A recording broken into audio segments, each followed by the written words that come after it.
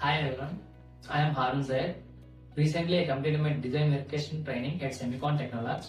Today I am here to share my overall experience at Semicon Technolabs.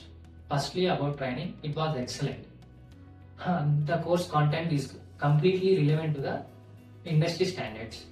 And the mentorship was really good. They have high knowledge and they have hands-on experience to the real-time projects.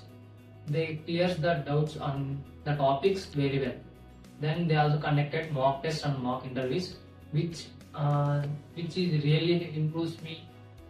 Where I need to concentrate and improve my confidence to give some presentation. Then the main thing in my training is the project.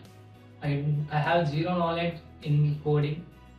Whenever started training in Semicon Technology, I really improved my coding skills from 0 to like above 70 like that.